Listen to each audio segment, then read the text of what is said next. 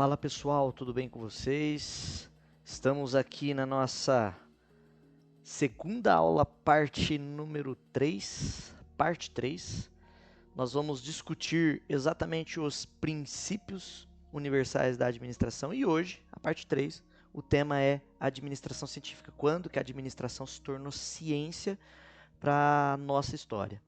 Então, assim, a gente deve levar em consideração que depois da segunda grande revolução industrial, quando as grandes empresas passam a surgir, aqueles pioneiros e empreendedores que nós vimos na aula passada, surgiram, principalmente com o advento dos combustíveis fósseis, da energia elétrica, da maquinofatura, do sistema fabril sendo desenvolvido, houve uma necessidade muito grande nesse tema, na gestão organizacional.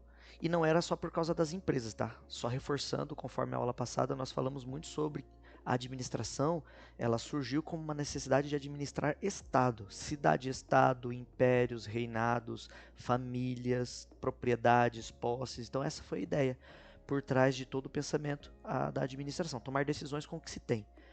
Mas quando a gente olha no final do século XIX, começo do século XX, nós estamos falando exatamente de um período em que a administração se torna ciência. Então, gerenciar, ser gestor, passa a ser profissão de mercado, né, no caso.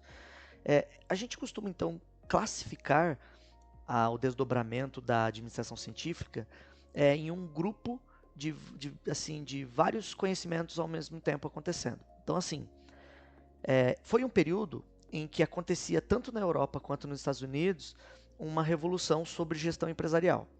Então, lá na Europa, surgiu a figura do Henry Jules Fayol, um engenheiro que ele é o precursor da administração clássica, e aqui na América, nos Estados Unidos, surgiu a figura do Frederick Taylor.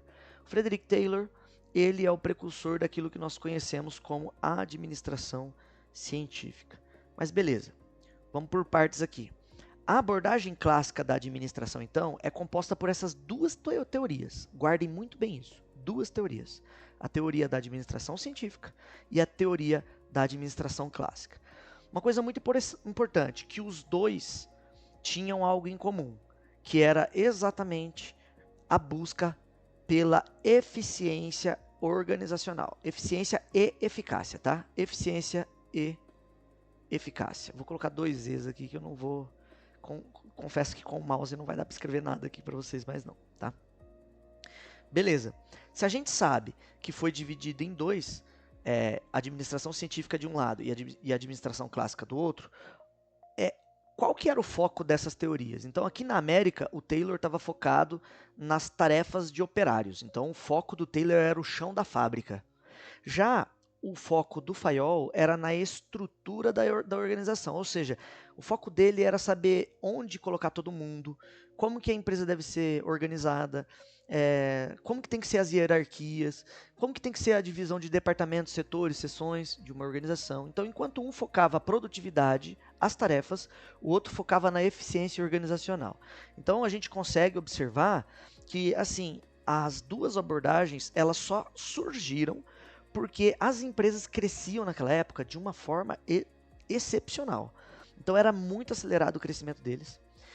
As empresas ficavam cada vez mais complexas de administrar. Eu faço até uma pergunta aqui para vocês, né?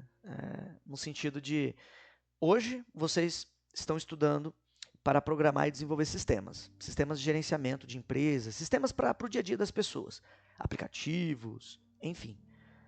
Agora nós estamos falando aqui de uma época em 1903, melhor dizendo, em 1903, não se tinha computador para poder fazer o gerenciamento de todas as informações de uma empresa. Informações sobre cliente, sobre compra, sobre estoque, sobre vendas, relatório de vendas, sobre lucro, cálculo de lucro. Hoje, os ERPs fazem esse papel, cumprem esse papel, né? Mas naquela época não tinha. As empresas se tornaram cada vez mais complexas por causa disso. Era muita informação. Imagina uma loja de departamento com mais de 500 mil itens de estoque, peças pequenas, e tendo que atender cerca de, 10 mil clientes por mês. É muito difícil gerenciar tantos dados e tantas informações nesse contexto. Então, a ideia da abordagem clássica com a administração científica e com a administração clássica é justamente tentar achar uma forma mais eficiente e eficaz de fazer o gerenciamento dessa organização que está cada vez mais complexa. Por isso que exigiu uma abordagem mais científica, mais matemática dentro das organizações. Outro ponto é justamente a busca tentando aumentar a eficiência das organizações, no sentido de ser mais correta nas operações. Então, a operação de produção tem que ser mais correto, errar menos. As operações de administração, temos que errar menos no quê? Na hora de fazer contrato, na hora de atender cliente, na hora de entregar o produto para o cliente, nesse sentido todo. Então, a ideia era que você obtesse o melhor rendimento utilizando os menos recurso que a própria concorrência, tá? Para você ganhar aí um diferencial competitivo. Vamos começar com o Taylor primeiro, porque o Taylor, nesse sentido, ele é o mais importante, porque ele traz o método científico para dentro da administração. É um método científico entre aspas, tá? Mas como ele coloca matemática e lógica no meio, a gente trata como se fosse método científico. Então, o primeiro período de Taylor, a gente deve levar em consideração que houve 2 momentos na vida dele que ele tenta criar ferramentas de gestão.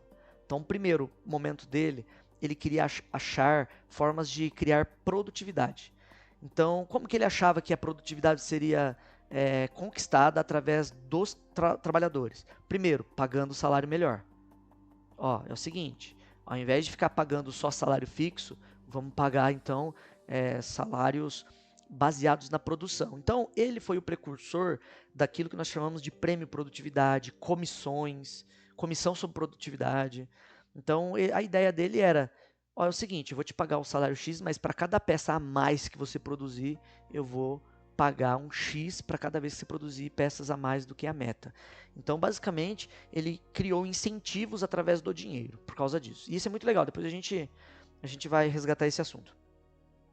Outra coisa, para conseguir pagar salário melhor, ou seja, pagar salário melhor e reduzir custo de produção, o custo da produção se reduz quando você aumenta a quantidade de peças produzidas no tempo, né? Então, assim, você entende que as empresas têm custos fixos, e esses custos fixos, produzindo uma peça ou produzindo 10 mil peças, você vai ter que pagar de todo jeito. Então, a ideia é diluir os custos fixos pela quantidade de itens produzidos e vendidos, é claro, né? A ideia era justamente diluir com a produção. Só que para aumentar a produção, eu teria que incentivar os meus trabalhadores. Então, esse é o primeiro ponto do Taylor. Segundo ponto, para dar certo isso, para conseguir fazer as pessoas produzirem mais, é importante aplicar métodos científicos de pesquisa para ver quais são as melhores práticas, tá? Padronizar essas práticas.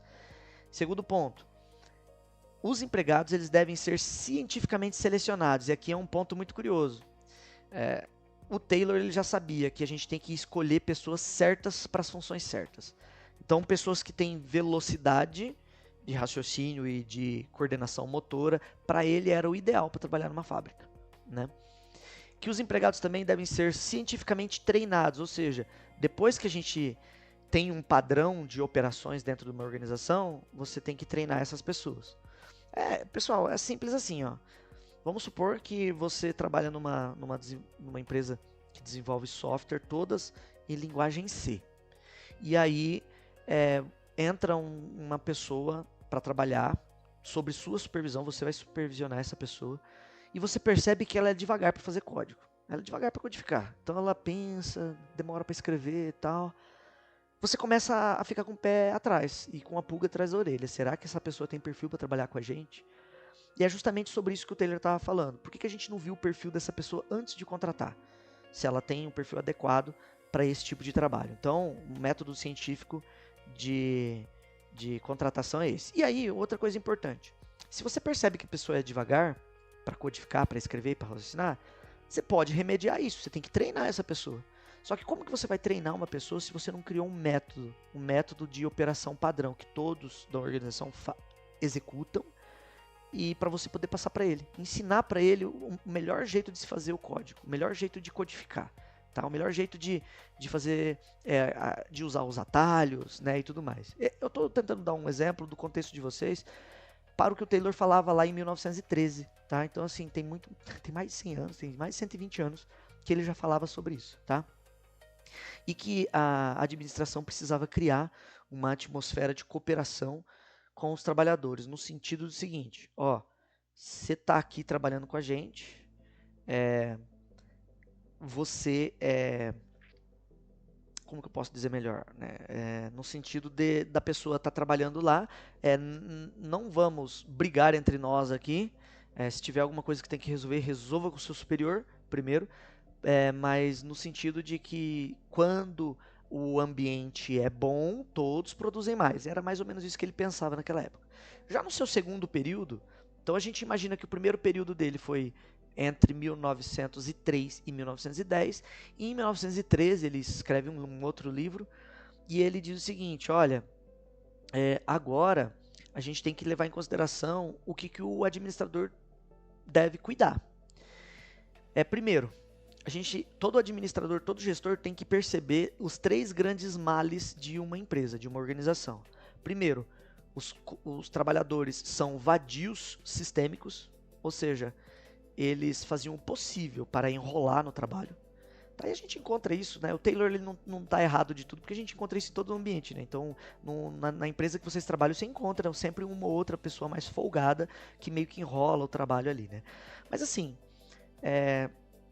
outra coisa curiosa que ele levava em consideração, que os próprios gerentes poderiam ser ignorantes sobre a rotina dos colaboradores. Ou seja, a pessoa foi contratada para ser gerente porque ela fez uma faculdade, mas ela não tem noção nenhuma de como que é a operação dentro de uma fábrica.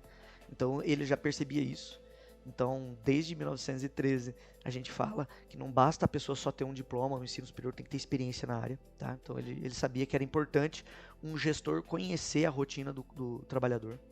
E ele também dizia que as empresas, principalmente as empresas nas quais ele trabalhou, não tinha padrão nenhum de gestão e nem de operação. Então, ele acreditava que a falta de técnicas padronizadas fazia com que cada um trabalhasse de um jeito diferente. Eu vou dar um exemplo baseado na costura. O que o Taylor ele queria dizer assim é que às vezes uma pessoa dentro da empresa ela trabalha mais que a outra. E nesse sentido, não é o sentido da vadiagem, tá? É no sentido que uma consegue ser mais produtiva que a outra. Porque eles não têm padrão de execução. Porque uma faz de um jeito e a outra faz de outro. E isso você pode encontrar numa fábrica pequena. Você vai ver uma costureira costurando de um jeito e a outra costureira do lado dela costurando de outro jeito. E é por isso que dá uma variação. Algumas conseguem costurar 10 peças por hora e a outra vai conseguir 8. Justamente por causa disso. O Taylor, ele achava que se o gestor conseguisse resolver esses 3 males, ele estaria empregando a administração científica. E assim, o que era curioso aqui? O ponto de partida dele foi justamente empregar os princípios da tecnologia para o trabalho manual. Ele olhava uma máquina, trabalhar a máquina sempre repete a mesma estrutura mecânica para poder executar uma tarefa. E ele queria que o ser humano fizesse a mesma coisa, para ele não desviar. Vou dar um exemplo aqui. Você acha que uma mulher, por exemplo, para poder passar lápis no olho precisa abrir a boca? Então ele olhava esses movimentos e falava assim, esse movimento é desnecessário. Então a mulher vai passar lápis no olho, abre a boca. A maioria delas fazem isso, tá? Não é uma regra, não. Mas assim, é muito comum a pessoa fazer isso. No caso do homem também. Observa algum homem fazendo um trabalho manual. É natural ele tirar a língua para fora, fazer trabalhos manuais, acaba tirando a língua para fora. Então ele observava que esses movimentos, eles são movimentos que atrapalham o movimento principal do trabalhador. Inclusive, tem um filme que o Charlie Chaplin fez, chamado Tempos Modernos, que justamente é uma crítica a essa visão do Taylor, de ter que fazer trabalhos repetitivos e sem desviar movimentos, né? Mas por que o Taylor é importante nesse sentido? Porque ele encontrou um método para organizar de maneira racional o trabalho das pessoas. Como que funciona esse método? Então ele tinha que fazer um estudo de tempos e movimentos, então aí é um método científico mesmo de observação, ele pega um cronômetro e vai do lado do trabalhador contar quanto tempo que ele leva para fazer aquele trabalho. E ele observa os movimentos que este trabalhador faz. E isso é utilizado até hoje, tá? Principalmente nas fábricas e na indústria é utilizado até hoje. Ele também levava em consideração um estudo da fadiga humana. E isso é muito legal porque é graças a esse estudo sobre fadiga humana que o Ford vai desenvolver o sistema de linha de produção depois, alguns anos depois, tá? O Taylor ele achou interessante fazer a especialização do trabalho do operário, muito inspirado ao que o Adam Smith falava. uma pessoa ele poderia fazer um produto do começo ao fim. E a gente sabe disso que na programação muitos ainda trabalham desse jeito. Tem gente que desenvolve o software do começo ao fim e ele cuida até da interface do usuário. E o Taylor ele já falava, não, para você ganhar produtividade, um tem que ser front-end, outro tem que ser back-end, tá? Outro tem que cuidar somente da experiência do usuário, tratar exatamente só de UX. Então é mais nesse contexto, traduzindo para os nossos dias de hoje seria isso. E aí o Taylor também ajudou a fazer o desenho de cargos e tarefas, ele empregou aquele incentivos salariais e prêmios de produtividade. Ele desenvolveu um conceito dizendo que o homem é movido por dinheiro, então ele criou um conceito chamado homo econômicos, dizendo assim, ó, o ser humano ele é vadio até você incentivar ele com dinheiro, porque ele precisa de dinheiro. Tá? E, de certa forma, numa sociedade que a gente vive hoje, capitalista, e é claro, né, eu acho que sempre a gente vai levar em consideração que o dinheiro é o combustível das interações sociais nesse momento, tá? Enfim, ele levou em consideração outros aspectos também, como condições de trabalho, padronização dos métodos das máquinas e colocar a figura de um supervisor para poder monitorar o trabalho de uma equipe. Tá? Então, essa era a ideia. Qual que era o objetivo do Taylor com tudo isso? Para o Taylor, era importante diminuir o desperdício, diminuir o esforço humano de tempo e movimentos inúteis, aqueles movimentos inúteis que eu falei para vocês agora há pouco, da boca aberta ou da língua para fora. Né? Então é mais nesse contexto. Ele também queria que os operários pudessem se adaptar à tarefa. Então assim, ele observa uma pessoa que produz mais rápido que todo mundo. Ele olha exatamente os movimentos que aquela pessoa faz para ser rápida. E aí ele padroniza aqueles movimentos e todos têm que aprender a fazer da mesma forma que aquela pessoa que é a mais produtiva da fábrica. Tá? Então ele usava mais essa lógica. Ele também falava da importância do treinamento, né, dos funcionários sêniores, aqueles mais experientes poderem passar seu conhecimento para frente. Ele dizia que esses métodos novos devem ser padronizados e virarem normas para que a empresa inteira faça. E ele também dizia que os salários tinham que ser padronizados para não criar desavenças. Né? Então, o salário é X. Ganha mais quem produz mais, essa é a regra. Então, se você não está satisfeito com o seu salário, você tem que produzir mais nesse contexto. E ele acreditava exatamente nisso, né? Que no volume de produção tinha oportunidade, né? No volume de produção que tinha oportunidade, que cada vez mais que o funcionário, se o funcionário ele conseguisse empregar 100% da sua capacidade produtiva e ultrapassasse essa fronteira dos 100% da sua capacidade produtiva, ele deveria ganhar esse prêmio de produção. Então, se a gente sabe que a eficiência de um operário de 100% é fazer 10 peças por dia, então quando ele fizer a 12ª, ou a 11ª, melhor dizendo, ele poderia ganhar um prêmio de produção.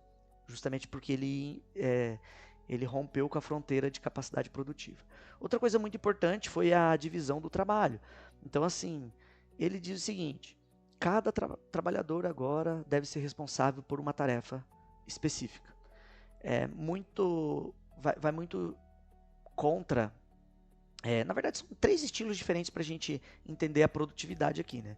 Então, assim, de um ponto de vista é que cada operário desempenha uma tarefa total, mas vários operários podem desempenhar paralelo partes dessas tarefas, só que essa tarefa total ela é apenas a parte de um contexto maior.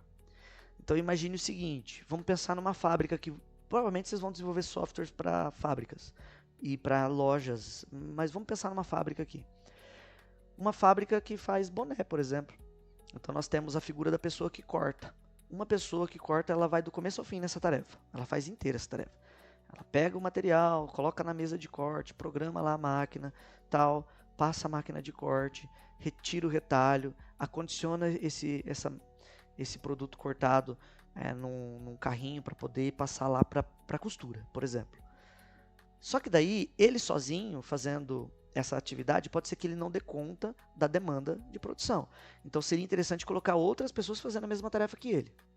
Essas outras pessoas podem fazer em paralelo essa mesma etapa, que é a do corte. Só que daí a gente olha num escopo mais macro. A pessoa do corte, ela é só a primeira pessoa de um processo maior. A pessoa não, o setor do corte é apenas um setor, uma parte de um setor maior, de um sistema maior. Então o corte é só o primeiro passo aqui. Depois do corte nós temos que, por exemplo, bordar, depois do bordado tem a costura, depois da costura tem o acabamento e por aí vai.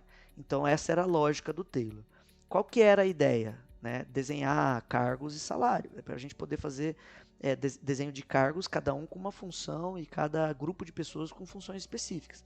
A ideia era conseguir contratar de maneira mais qualificada, também diminuir custo de treinamento e também diminuir erros na execução da produção. Isso se aplica também na prestação de serviço. Se você analisar as grandes empresas de software, elas possuem células e núcleos de pessoas que cuidam de assuntos pontuais, justamente pensando nessa linha de produção também, tá? A ideia é justamente aumentar a eficiência de cada trabalhador, não sobrecarregar ele com o sistema produtivo inteiro. Imagina uma empresa de software em que todos da equipe, imagina, tem 20 funcionários numa empresa de software, todos eles são full stack. Não vai dar certo. Não vai dar certo, porque você tem que levar em consideração que essa empresa de software vai admitir projetos específicos e que esses projetos precisam ser tocados paralelamente. Então é melhor você criar uma linha de produção, que um cuida do front-end, outro cuida do back-end, outro cuida da interface, e porque essa pessoa que cuida da interface, por exemplo, ele não vai cuidar da interface de um projeto só, ele vai cuidar da interface de 2, 3, 4 tipos de software diferentes. Então a ideia é que ele seja especialista exatamente nisso mesmo. A ideia também do Taylor era trazer que com essa administração científica, as empresas conseguissem adequar as ferramentas para o trabalho de cada trabalhador.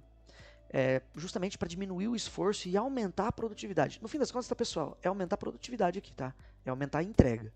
Outra coisa que ele levava em consideração, que o próprio layout da fábrica ou de uma empresa deve ser adequada, deve ser racionalizada, ou seja, tem que ser inteligente para favorecer o fluxo da produção.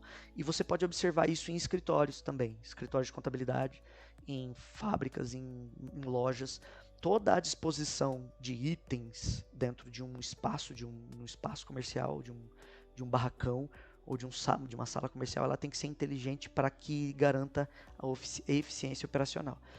A ideia é melhorar o ambiente, justamente evitando ruído, melhorar com ventilação, iluminação, conforto, para que esses trabalhadores não percam desempenho. Galera, eu estou falando que em 1913 já se preocupava com o ambiente da empresa, tá? É só isso que eu estou querendo dizer nesse momento. Que todo projeto de instrumentos e equipamentos deveriam ser feitos de modo a reduzir movimentos inúteis. Então, toda máquina, ferramenta, oficina, onde ficaria a oficina, onde que ficaria o almoxarifado, onde que ficaria a máquina de corte, máquina de montagem, ele dizia que tinha que ser feito de um jeito inteligente e racional. Outro aspecto importante é que ele colocou um supervisor funcional. Então, qual que era a ideia desse supervisor funcional? É poder monitorar o desempenho dos operários, cada um com a sua função. Então, existe o supervisor de produção, de manutenção e de qualidade. E acima dele nós temos o gerente de produção, tá? Então, nós estamos falando aqui do gestor de produção. O gestor de produção, ele não pode colocar uma lupa todas as vezes no que o operário A faz, porque o operário A é da produção. Mas a gente tem que levar em consideração que o operário B, que trabalha na manutenção, está diretamente ligado com o desempenho do A. Então é importante que os supervisores funcionais possam cuidar da sua função. Então, o supervisor da produção vai cuidar do desempenho da produção, o supervisor da manutenção vai cuidar do desempenho da manutenção, o supervisor da qualidade, respectivamente, vai cuidar do desempenho da qualidade. E aí, é claro, o que o Taylor traz para a gente? Os princípios da administração científica. Ele diz que o princípio era planejar, preparar, controlar e executar. Para o Taylor era isso. Ford copia boa parte da filosofia de Taylor, porque Taylor publicou livro e Ford, um pouco mais tarde, lá em 1920, ele acaba se apropriando das ideias do Taylor e fala assim, vou levar para minha fábrica. E lá ele criou o sistema de linha de produção, justamente para trazer, e é claro, né, o Ford ele também escreveu, até tem o livro da biografia dele ali, que ele mesmo escreveu, uma autobiografia, que ele fala sobre esse assunto, que é, temos que intensificar a produção. Então, o princípio de administração para o Ford era intensificar a produção, deixar a produção cada vez mais econômica através do volume de produção e aumentar a produtividade, reduzindo a fadiga dos operários da galera do chão de fábrica, no caso, né? O que tem um problema também, né? Ela parece ser uma ideia muito boa, né? A administração científica ela é muito boa porque ela traz produtividade para a organização. Só que ela também tem crítica. Ela é vista como de um ponto de vista bem crítico, tipo assim, o Taylor via o ser humano como se fosse uma máquina, e isso não era legal, era uma visão muito microscópica do ser humano. O ser humano ele tem sentimento, o ser humano ele tem problema em casa, o ser humano ele tem problema de saúde, e isso tudo vai afetar a produtividade, e o Taylor excluía isso, né? Outra coisa era a super especialização do trabalho. A pessoa que aperta um parafuso, ele vive a vida inteira apertando um parafuso, que para ele aquilo é trabalho digno, né? Então, a própria super especialização traz para uma pessoa um tédio de vida, assim, digamos, né? Uma apatia de vida nesse sentido.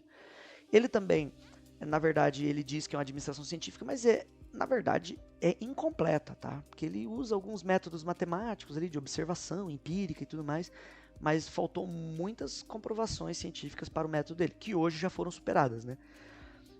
Outra coisa muito curiosa é que, na verdade, a teoria dele é uma teoria normativa, ou seja, é para virar regra dentro da organização. E ele entende também a organização como um sistema fechado. Ele não leva em consideração que, por exemplo, uma guerra, uma grande depressão pode cair a produtividade também. Uma falta de energia, falta de combustível pode acabar prejudicando a produtividade. E outra coisa muito curiosa, né? Isso aqui não é bem uma crítica, é mais um elogio. Ele é um pioneiro em começar a escrever sobre técnicas de gestão. Ele foi o primeiro a achar um método para falar sobre técnicas de gestão. No fim das contas, até recomendo vocês darem uma olhada nesse diagrama aqui, porque é aqui que a gente olha a crítica com mais calma, né? Como que a administração científica olha o ser humano de maneira microscópica e mecanicista, né? Então ele olha que ele acredita que se eu aumentar salário através da produtividade, eu vou aumentar lucro. E ele não olha justamente todas umas consequências sistêmicas que tem por detrás do trabalho no dia a dia das pessoas. Então, como eu disse, né, uma fome pode atrapalhar a produtividade. Dor de barriga pode atrapalhar a produtividade. A pessoa está com a diarreia, não consegue focar no trabalho. Então, assim, é isso que ele não levava em consideração, que o ser humano ele não é uma máquina previsível, que é só fazer manutenção e está tudo certo. Mas nesse contexto aqui, tá? Em resumo, depois eu peço para que vocês olhem esse diagrama com calma, porque ele traz para a gente os principais insights da aula, né, da parte 2, da parte 3 da aula 2, né? E a gente se vê no próximo vídeo.